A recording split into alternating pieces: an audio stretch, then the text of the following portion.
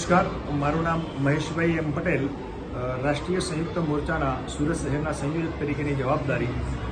આજે સમગ્ર સુરત શહેરની નગર શિક્ષણ સમિતિની 44 શાળાઓને બૂથ તરીકે ઉપયોગ કરી અને નગર શિક્ષણ સમિતિના 4500 કર્મચારીઓ પોતાના મત મૂકી અને સરકારમાં રજૂઆત કરનાર છે કે સરકારે સ્વીકારેલી ભૂતકાળની અંદર સ્વીકારેલી જે શિક્ષકના હકની માંગણીઓ હતી, વિધાનસભા ઇલેક્શન પહેલા 5 પ્રધાનમંત્રીઓ પ્રધાનમંડળની જે રચના કરેલી હતી પ્રધાનોની, અને એની અંદર જે માંગણીઓ સ્વીકૃત કરેલી હતી એ માંગણીઓ પૈકીની મુખ્ય માંગણી OPS છે, ઓલ્ડ પેન્શન યોજના, એ આજ દિન સુધી શિક્ષક કર્મચારી કે અન્ય કર્મચારીને મળી નથી.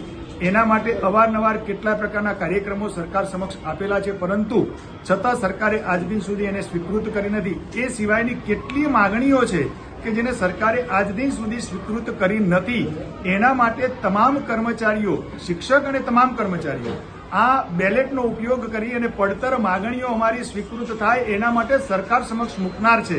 અને આ બધા જ બેલેટ પેપર, સમગ્ર ગુજરાત રાજ્યના બેલેટ પેપરો આવતીકાલે ગુજરાત સરકારની અંદર જમા થશે અને ગુજરાત સરકારમાં આની રજિસ્ટ્રી વિભાગમાં એની નોંધ થશે.